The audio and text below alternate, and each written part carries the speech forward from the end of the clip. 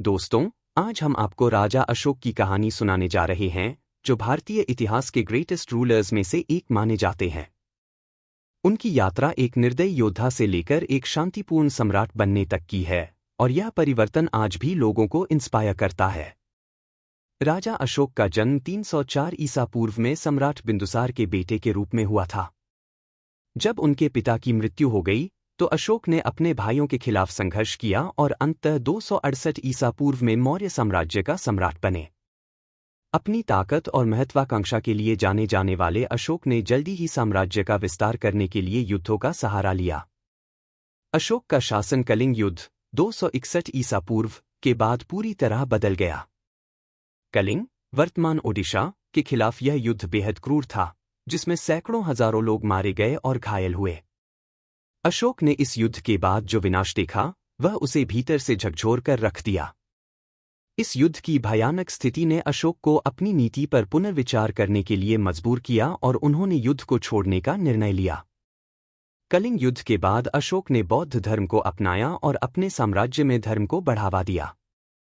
यह परिवर्तन न केवल व्यक्तिगत था, बल्कि उनके शासन में भी बदलाव आया।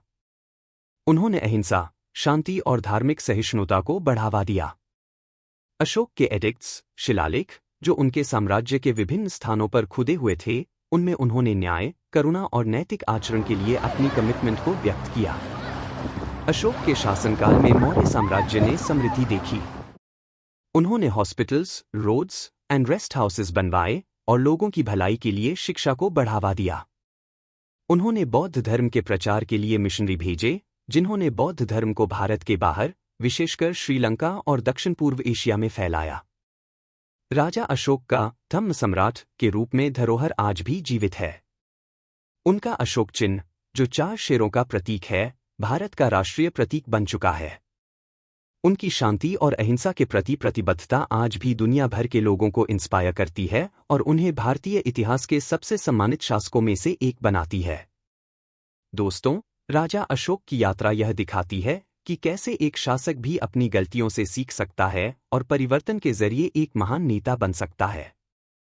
उनका यह परिवर्तन हमें यह सिखाता है कि करुणा, धर्म और सेल्फ रिफ्लेक्शन का जीवन में कितना महत्व है।